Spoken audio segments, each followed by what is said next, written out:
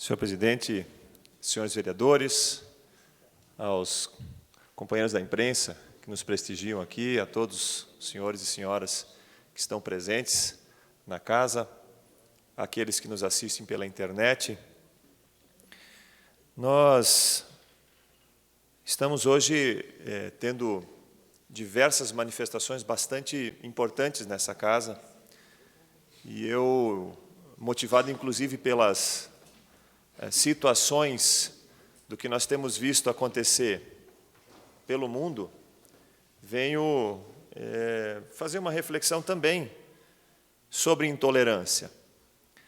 E essa reflexão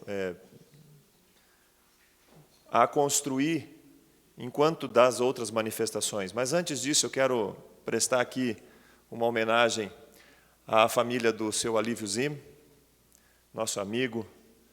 Quero deixar aqui o registro do falecimento dele e que possa ser a sua família consolada nesse momento de separação, de tristeza, e que fique registrado, senhor presidente, a grande pessoa que foi o seu Alívio, sempre prestativa.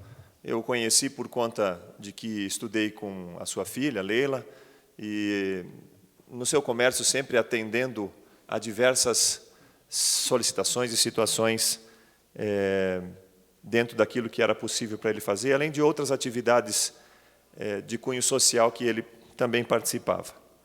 Quero me manifestar sobre o acidente na Serra de Corupá também, e deixar aqui as minhas condolências às famílias enlutadas e todos aqueles que sofreram com esse acidente, e dizer, senhor presidente, da minha preocupação nesse momento, lembrar do projeto de lei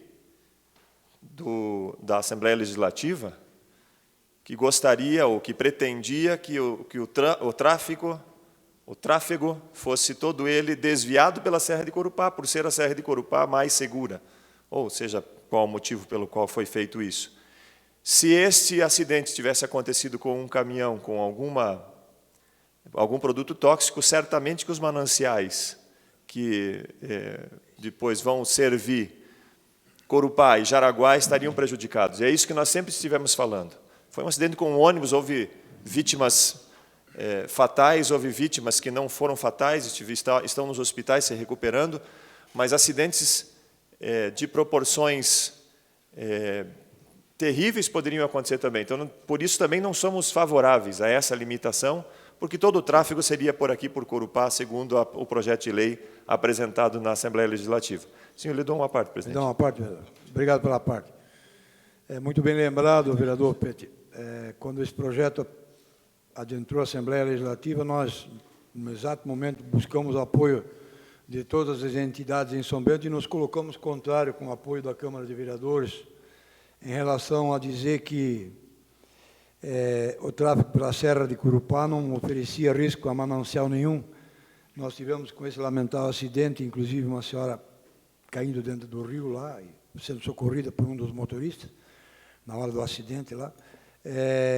E ali se prova que quis se dizer, eu volto a repetir a frase, que quando o deputado apresentou esse projeto dizendo que o tráfego com cargas perigosas deveria ser pela São Bento do Corupá e não mais pela Serra de Joinville, colocado que o mesmo pau que bate em Chico, ali é o mesmo pau que bate em Francisco. Então, eu acho que foi muito oportuna a sua colocação, porque não é essa a solução que nós temos que achar com o impedimento dos caminhões trafegarem na Serra Dona Francisca e dizer que pela Serra de Corupá está tudo bem. Nós colocamos a nossa preocupação e até agora o projeto não tramitou, e eu acredito que não vai tramitar, porque esse projeto ele é totalmente desproposital aos interesses da nossa região. Obrigado pela parte, vereador Petit. Ok, presidente. Além disso, senhor presidente, eu quero fazer um registro, deixar aqui colocada a minha posição de repúdio também com relação à tragédia em Mariana, em Minas Gerais, e dizer que nós devemos nos indignar com isso também, porque eu tenho uma irmã que mora em Linhares, Linhares é a última cidade, ou então uma das últimas cidades, depois de Mariana, que o Rio Doce banha. E agora chegou aquela lama e aquele material, chegou em Linhares. E a tristeza que nós vemos nas reportagens, domingo agora teve uma reportagem no Globo Rural, que eu assisti, acerca da poluição, e como esse rio ficou morto, quantas espécimes que se perderam naquela. Nós não podemos nos calar e nós precisamos sempre nos indignar com relação a essas situações. Nós precisamos muito. Uma das primeiras manifestações que nós fizemos nessa casa, senhores vereadores, foi quando houve a tragédia na Boate Kiss. Eu acho que foi bem no comecinho do nosso mandato e foi talvez uma das primeiras manifestações. A nossa indignação já esfriou com relação àquela situação. Eu espero que nós consigamos manter a nossa indignação acesa, para que a ganância do ser humano e essa atitude sempre de querer mais e mais e mais, e sugar mais, e não pensar nos riscos que isso pode acontecer, realmente se perpetue. Nós precisamos estar trabalhando o tempo todo com vistas em prevenção. No caso de Mariana, eu fiquei bastante chateado, até por causa da proximidade da minha irmã com a situação, então a gente fica um pouco mais ligado, né? Mas eu vejo que a mídia tem dado pouca repercussão àquilo que realmente aconteceu. Existem muito mais coisas a serem vistas. Foi tentada uma contenção com boias. Ora, pois, boias poderiam conter se houvesse uma espuma, mas os técnicos da Samarco simplesmente colocar boias sobre o rio, enquanto que a lama estava misturada com a água, chega a ser até ridículo, né? Sim, mas produtos químicos, eles estavam misturados, né, com a água, e uma grande parte ficou no lodo que já estava assentado no rio. Enfim, há que se tratar com mais seriedade essas questões, para que nós não nos esqueçamos, né, que aquelas famílias que residem ao redor do rio e que viviam e que viviam do que o rio podia lhes dar, agora estão sem a sua capacidade de sobrevivência. Além disso, quero me manifestar também com relação àquilo que foi dito aqui sobre o dia, ou o mês da consciência negra, e nós precisamos, sim, refletir acerca do que a intolerância faz com os povos. Haja visto o que vimos agora na França, haja visto o que aconteceu durante o Holocausto dos judeus na Alemanha, haja visto o que aconteceu com as cruzadas. A intolerância, especialmente a intolerância religiosa, precisa, sim, ser contida. Nós precisamos nos concentrar muito mais naquilo que é importante para cada movimento religioso. E vamos falar em cor da pele, todos nós temos cores diferentes aqui. Se colocarmos um do lado do outro, não dá uma pele da mesma cor que a outra. Ora, somos diferentes, mas somos iguais, somos pessoas, e são essas mesmas pessoas que são doutrinadas a fazer aquilo que não é correto. Reportagem ontem no Fantástico, colocando crianças à mercê de fanáticos para promover a morte.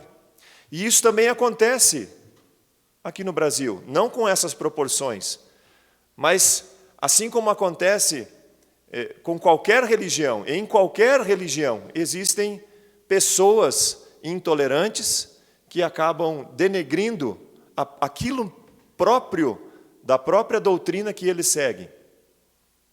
Jesus Cristo, que é o meu Senhor, é aquele a quem eu sirvo, aquele que eu recebi por educação religiosa da minha casa, pregava o amor. E quando ele veio para esta terra, ele pregava a união dos povos e não a separação dos povos. E é nesse contexto que todos nós, se mantivermos aquilo que aprendemos como pureza na nossa casa, dentro das nossas religiões, e todas as religiões, ou a maioria das religiões, não tratam com violência. Eu espero que a gente consiga carregar essa mensagem também. E que, já estou terminando, presidente. Pode concluir. E que esse conceito de que há diferenças entre as religiões, e há diferenças entre a religião católica, há diferenças entre as religiões evangélicas, há diferenças entre o candomblé, há diferenças, enfim, entre todas as religiões, há diferenças de doutrina. E aqueles que assumem uma determinada doutrina precisam ser respeitados por aquela doutrina que eles professam, de ambas as partes. O que não pode é uma pessoa querer impor a sua verdade a outra pessoa. É possível transmitir as verdades? É preciso transmitir a verdade? É preciso dizer aquilo que se acredita? Sim, isso chama-se doutrinação, doutrinamento. Isso chama-se, na linguagem evangelística, evangelizar, levar adiante a mensagem, cada um a sua mensagem. E para isso que Deus nos criou com o livre-arbítrio, para que possamos escolher aquilo que vamos fazer.